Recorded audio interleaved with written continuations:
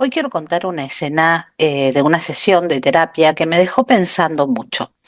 No voy a hablar de una persona concreta, sino de algo que aparece muchas veces en los procesos profundos. Esa parte de nosotros que quiere avanzar, crear, mostrarse, vivir, pero no puede, o siente que no puede, o cree que no tiene permiso.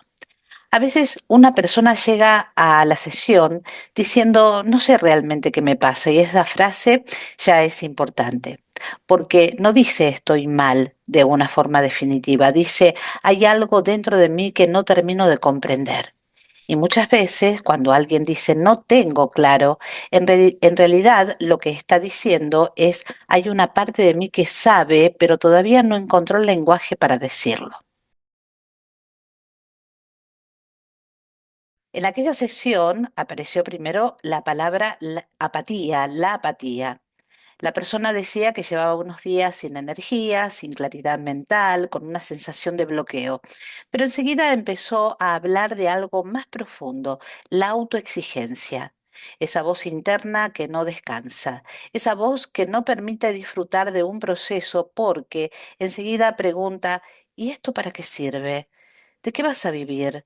¿Cuánto vas a ganar? ¿Cuánto dinero vas a ganar? ¿Cuánto tiempo vas a seguir perdiendo?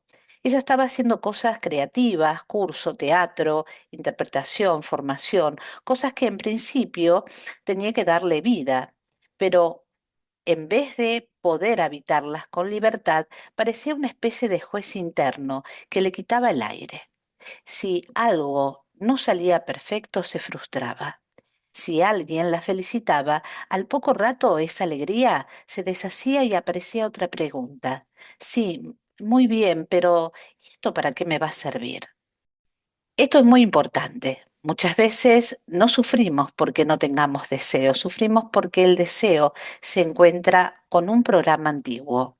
Hay una parte que quiere jugar, crear, probar y aprender, y otra parte que dice, cuidado, no te equivoques, cuidado, esto no es útil, cuidado, vas a hacer el ridículo, cuidado, no vas a poder sostenerlo.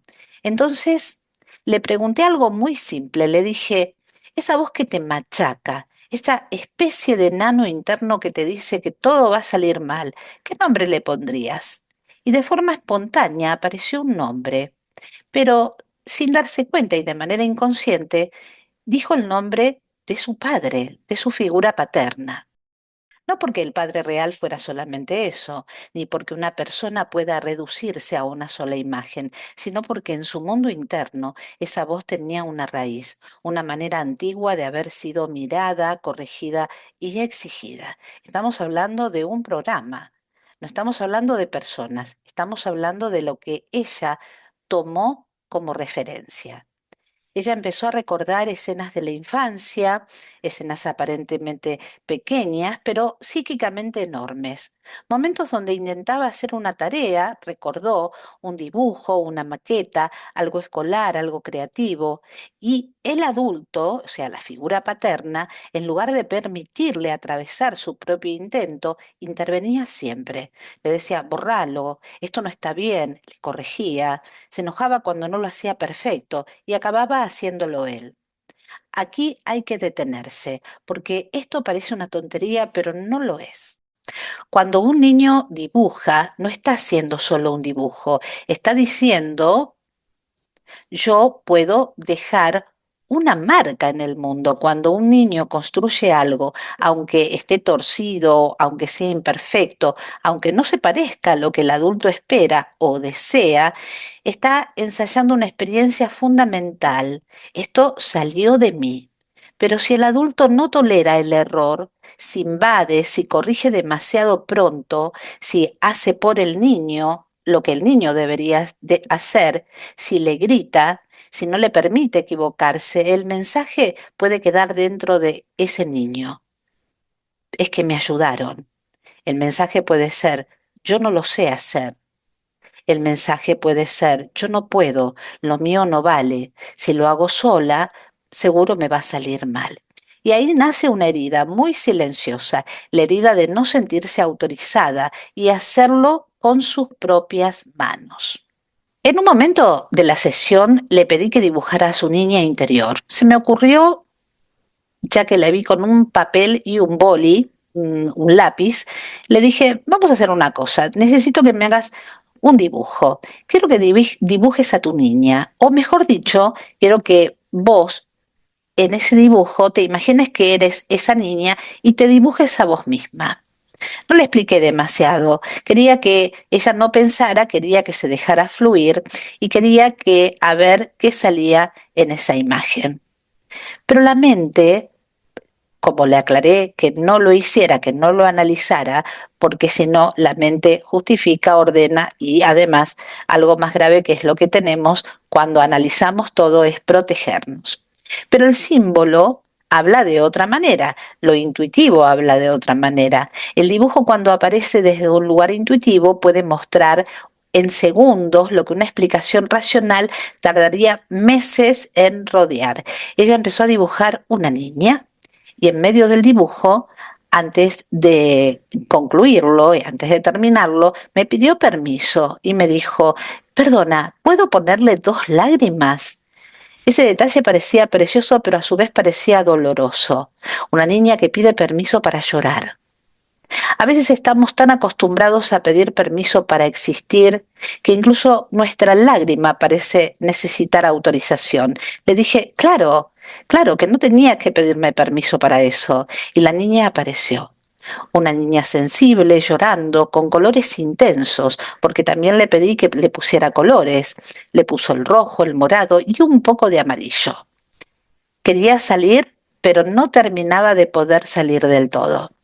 Entonces vimos algo esencial en ese dibujo, que esa niña no tenía ni piernas ni manos. No se lo señalé para corregir el dibujo, al contrario, le dije que lo dejara así, porque ahí estaba la verdad simbólica de la imagen. Una niña sin piernas no puede avanzar, no puede sostenerse en la tierra, no puede elegir hacia dónde ir, no puede salir de una escena, no puede cruzar un umbral, no puede caminar su propio camino. Una niña sin manos no puede tomar, no puede crear, no puede recibir, no puede pedir, no puede agarrar lo que necesita, no puede construir, no puede decir, esto lo hice yo.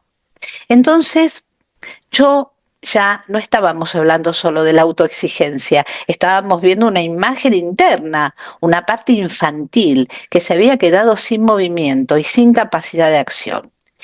Esto es lo que muchas veces llamamos trauma. No siempre es un hecho espectacular. A veces el trauma se organiza en escenas repetidas, en climas emocionales, en miradas, en frases, en correcciones, en silencios y en una sensación de no poder ser uno mismo sin ser interrumpido.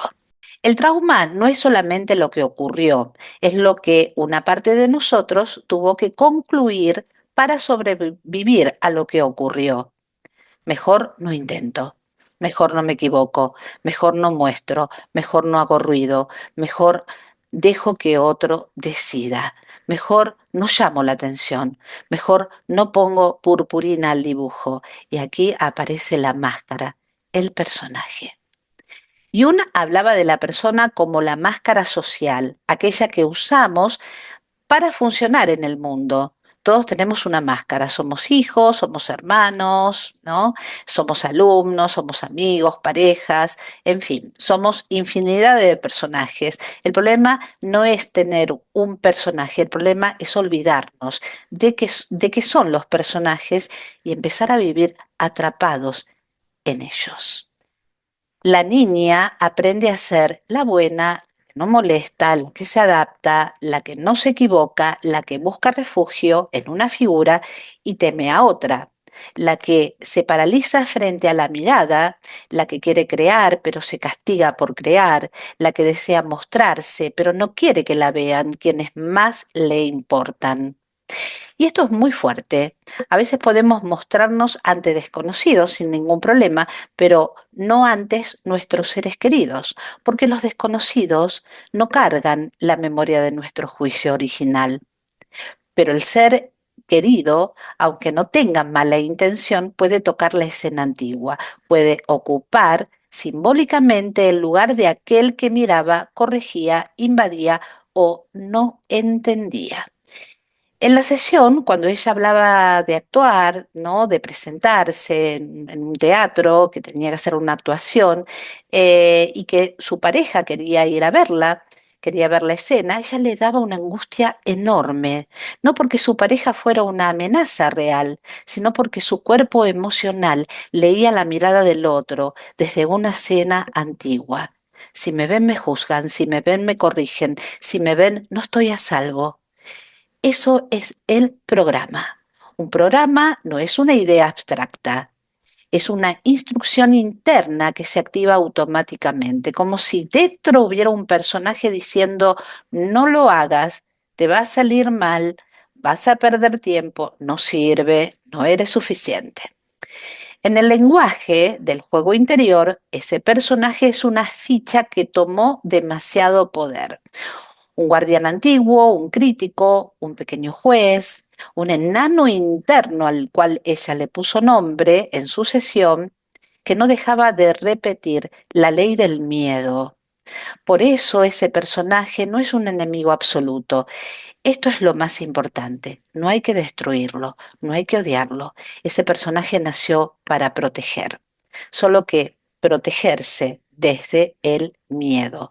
Y cuando algo protege desde el miedo durante demasiado tiempo, termina encerrando aquello que querías salvar. Después le pedí que dibujara también a la madre, al padre, no como eran objetivamente, sino como vivía dentro de su mundo interno. Acuérdate de el tablero, ¿no? Como ella los veía desde el tablero, ¿no? Desde su mundo, desde su propio juego interno. Porque en terapia no trabajamos solo con los hechos, trabajamos con las huellas que los hechos dejaron en la psique. Apareció una madre cercana, afectuosa, pero también con algo de sobreprotección. Una madre que parecía abrazarla, pero también cubrir, ¿no? Cubrir una madre, cubrir a lo mejor algún miedo, una madre que miraba, pero quizás no veía del todo, porque además la había dibujado con un solo ojo, una madre que de alguna manera funcionaba como escudo. Y apareció también un padre muy grande en ese dibujo, más oscuro, más intimidante, con una energía que la niña percibía como fuerte, rígida, invasiva. No necesariamente porque esa sea toda la verdad de ese padre como persona, sino igualmente como lo de la madre, sino acuérdense en lo que la niña percibía desde su verdad emocional. Nosotros nos regimos por eso, nunca acusamos ni hacemos cargo a nadie, ¿no es cierto? Porque si no entramos en esa dinámica de juego tóxico, sino que tenemos que entender que es como desde su realidad, todos nosotros, desde nuestra realidad, vemos y percibimos ese mundo. Esto hay que decirlo con mucho cuidado en el trabajo simbólico. No estamos haciendo un juicio moral de los padres. No estamos diciendo madre buena, padre malo. Eso sería demasiado pobre. Estamos viendo cómo el niño organizó internamente sus figuras. Estamos viendo qué imágenes quedaron dentro, qué voces, qué climas, qué lealtades, qué miedos. Una madre puede proteger y al mismo tiempo transmitir miedo. Un padre puede querer ayudar y al mismo tiempo intimidar. Un adulto puede creer que está enseñando y el niño puede estar sintiendo que lo están anulando. La infancia no se graba solo con el adulto quiso hacer, o el adulto es un castigador, o el adulto se graba con lo que el niño pudo sentir. Y ahí está la cuestión. Yo sé que seguramente has vivido en tu vida situaciones muy difíciles, muy duras, seguramente, pero vamos a pensar que para liberarnos o salir de este programa tenemos que comprender que todo lo que surgió en nuestra vida es porque había algo que teníamos que despertar dentro de nosotros. Esa es lo fundamental, eso es lo fundamental. La niña de la sesión sentía que la madre era su refugio, pero también sentía que la madre tenía miedo. Y como muchos niñitos sensibles, tal vez intentaba también calmar ella misma a la madre. Hacer un equipo con ella lo relata así, acompañarla, protegerla, es decir, la niña no solo buscaba protección, También podía sentirse responsable del estado emocional de la mamá. Eso crea otra capa del programa, porque entonces la niña ya no solo no tiene piernas y manos propias, sino que además vive pendiente de sostener a un mundo emocional que no le corresponde. Cuando un niño tiene que adaptarse demasiado al miedo de los adultos, pierde parte de su espontaneidad. Aprende a leer el ambiente, aprende a anticipar, aprende a complacer, aprende a esconder su rabia, aprende a no pedir demasiado, aprende a dividir el mundo entre zonas seguras y zonas peligrosas. Y después de adulto, ese mismo patrón aparece en otro escenario, en el teatro, en el trabajo, en la pareja, en el dinero, en la creatividad, en la exposición pública, en cualquier lugar donde haya una mirada externa y una posibilidad de fallar. Entonces alguien dice, soy autoexigente, pero debajo de la autoexigencia hay una niña que tiene miedo. Alguien dice, me bloqueo, pero debajo del bloqueo hay una parte que aprendió a moverse, sí, donde le daba seguridad, porque si no se sentía que era un peligro, no en cualquier lugar era recomendable. Alguien dice, no terminaste nada y debajo de esa historia en realidad lo que hay es una persona que se está evaluando constantemente y desvalorizando también. Por eso cuando trabajamos con símbolos no buscamos una explicación bonita, buscamos la raíz viva. En un momento de la sesión apareció otra imagen preciosa. Cuando la persona pudo nombrar a ese crítico interno, también apareció una figura opuesta, un abuelo, un sabio, una voz muy amorosa, una presencia interna que decía algo así como, no pasa nada, sigue adelante, lo estás haciendo bien, lo de ayer ya pasó, además equivocarse no es malo, es una forma de aprender y aquí está una de las claves más importantes del proceso. No se trata de eliminar al crítico, se trata de que el crítico deje de ser el único que habla. Porque dentro de nosotros solo le damos más caso, le hacemos más caso o le damos más importancia a esa voz dura y vamos alimentándola a medida que los años nos transcurren, ¿no? En este caso, la parálisis como esta persona. Pero si aparece una voz sabia, una voz cálida, una voz que regula, que nos acompaña, es la que nos permite a que entonces el sistema interno empiece a equilibrarse. El crítico te dice, no lo hagas, vas a fallar. Recuerda que son voces, voces aprendidas desde la realidad de lo que pudimos percibir. Están todas acá adentro ahora, ¿eh? Entonces el sabio dice, puedes intentarlo, no pasa nada. El crítico dice, esto no sirve. El sabio dice, si te construyes, ya está sirviendo. El crítico dice, vas tarde. El sabio dice, el puente se construye paso a paso. El crítico te dice, no tenés piernas. El sabio te responde y dice, entonces vamos a construirla. Esto son frases importantes que todos deberíamos tener e incluir. ¿Qué significa construir piernas? Significa poder sostenerse en el propio deseo, poder avanzar aunque haya miedo, poder equivocarse sin derrumbarse, poder cruzar un puente aunque todavía no se vea la otra orilla, poder decidir un camino sin necesitar que todo el mundo lo apruebe. ¿Qué significa construir manos? Significa poder crear, poder tomar, poder recibir ayuda, poder pedir, poder decir, esto lo hice yo, poder tocar la vida sin sentir que todo será arrebatado, corregido o invadido. Hay personas, o invalidado también, ¿no? Hay personas que no necesitan motivación, necesitan recuperar manos. Hay personas que no necesitan más presión, necesitan recuperar piernas. Hay personas que no necesitan que les digan, sé fuerte, necesitan que alguien vea la parte que quedó mutilada simbólicamente por tanta exigencia, tanta corrección, tanta invasión o tanta invalidación o tanto miedo. Una niña sin piernas no se levanta a gritos. Una niña sin manos no crea bajo amenaza. Una niña herida no sana con látigos. Sana cuando deja de estar sola. Y aquí aparece una de las frases más hermosas de la sesión. Cuando la niña pudo hablarle a esa figura que la había limitado, apareció una frase muy simple, casi infantil, pero profundamente liberadora. En mis dibujos, dijo ella, voy a poner purpurina. Eso toca directo, porque la purpurina no es solamente purpurina, la purpurina representa el derecho al brillo propio. Es el derecho a hacer algo porque sí, es el derecho a que algo se vea bello, exagerado, inútil, luminoso, infantil, propio, el derecho a no reducir la vida a la utilidad, el derecho a no pedir permiso para crear. La purpurina es la parte creativa diciendo, yo también existo. Y tal vez muchas personas necesiten escuchar esto.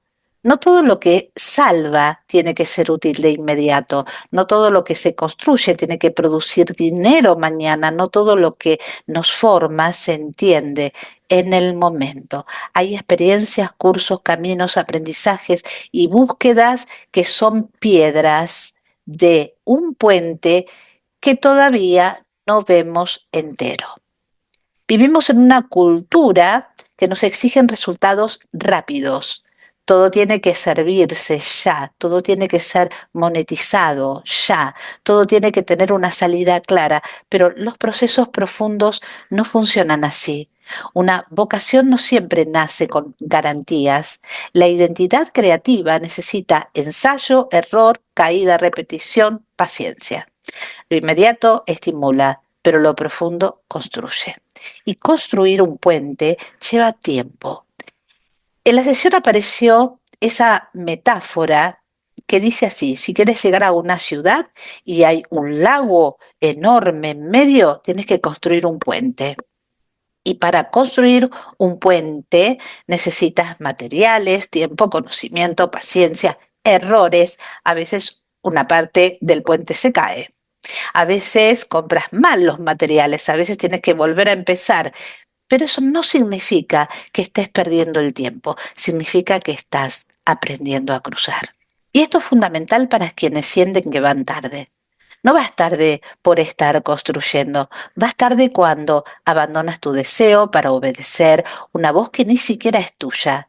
El arte, la escritura, el teatro, la interpretación, la creación, no siempre aparecen primero como profesión, a veces aparecen primero como salvación, como lenguaje. Por eso mi frase es, el arte te salva, el arte te sana. Pero un arte no necesitas pintar un cuadro, podés hacer cualquier actividad, hasta cocinar, eso también es arte, como vía para elaborar algo de lo que no se pudo decir, como forma de devolverle manos a una parte interna, como forma de poner cuerpo donde hubo parálisis. El arte puede ser el lugar donde la niña sin piernas empieza a moverse, pero claro, justamente por eso da tanto miedo. Donde hay deseo verdadero, hay vulnerabilidad. Si algo no me importa, puedo hacerlo sin miedo. Pero cuando algo me importa de verdad, ahí aparece el riesgo de ser vista, ahí aparece el antiguo juicio, ahí aparece la voz que pregunta, ¿y si sale mal? Entonces el trabajo no es dejar de tener miedo, el trabajo es no dejar que el miedo decida toda la partida.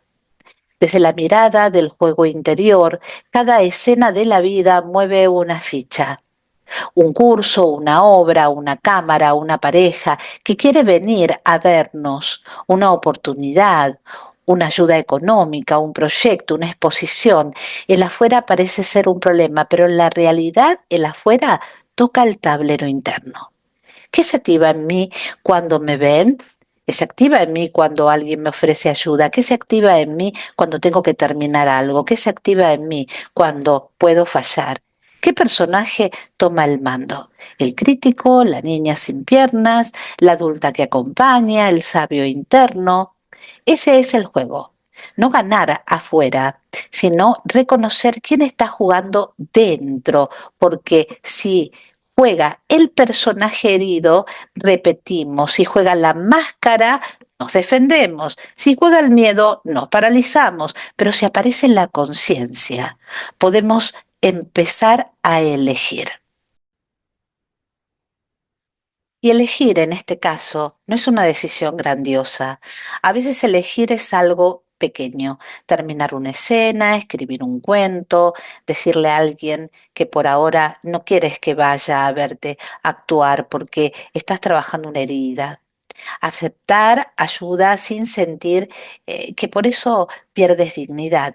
Hacer un dibujo imperfecto, ponerle purpurina a la vida. A veces la reparación empieza con un gesto mínimo y el gesto mínimo puede ser revolucionario porque rompe una obediencia antigua. Si toda la vida obedecía al programa de no falles, juega a permitirte a fallar. Si obedecía al programa de no molestar, juega a expresar lo que sientes. Si obedeciste al programa de lo tuyo no vale, jugar es terminar algo mío, aunque no sea perfecto. Si obedecía al programa de necesitas que otro lo haga por ti, jugar es construir con mis propias piernas. Y aquí está el fin profundo de este tipo de trabajo. No culpar, no dramatizar, no quedarse en la herida, sino recuperar autoridad interna. No se trata de decir mis padres me arruinaron, ¿eh? No se trata de decir eso. Se trata de decir esto es lo que quedó dentro de mí. Esto es lo que hoy se activa. Esto es lo que necesito reparar. La adulta no puede cambiar la infancia, pero sí puede cambiar el modo en que la infancia sigue viviendo dentro tuyo, porque para eso has tenido que vivir todo lo que tuviste que vivir. Puede acercarse a esa niña y decirle, ahora te veo. Puedes escuchar su rabia, su miedo, su deseo, su derecho a brillar. Y puedes decirle, no tienes que hacerlo perfecto, para tener derecho a hacerlo. Es muy importante hablarnos desde otro lugar, como ese anciano, sanador, ese sabio que aparece inclusive en esta sesión. Sanar es poder mirar al personaje que nació para sobrevivir y decirle gracias. Por ahora no decides tú solo. Sanar es permitirte que el crítico se siente junto al sabio, que el miedo dialogue con la confianza, que la niña herida se acompañe por la adulta, que la máscara deje de ocupar todo el rostro. Sanar es recuperar el juego, no el juego competitivo, no el juego de puntos, no el juego de ganarle a otro, sino el juego profundo de la vida. Explorar, ensayar, crear, equivocarse, volver e intentarlo. Porque el alma infantil no quería competir, quería jugar, quería inventar, quería poner a sus tíos en el árbol, como en este caso, que la chica hay una parte donde no la dejaran poner a sus tíos porque no eran de sangre, o sea, le prohibían todo, le prohibían hacer todo. Ella quedó paralizada y muchas veces a nosotros algo nos invalidó de alguna manera. Al final de esta sesión nos deja una imagen muy clara. Hay partes de nosotros que no necesitan ser empujadas, sino reconstruidas. Hay partes que quedaron sin piernas porque alguien no nos permitió caminar a su manera. Hay partes que quedaron sin manos porque alguien hizo por ellas y corrigió por ellas y decidió por ellas. Pero también hay algo esperanzador. Si el símbolo aparece, ya empezó el camino. Cuando una imagen así aparece, no viene a condenarnos, viene a mostrarnos dónde está la puerta de salida. Así es donde comienza este retorno. Quizás esa sea una de las formas más hermosas de reparar, devolverle a nuestra parte herida el derecho a jugar, a crear y a caminar sin pedir permiso para existir.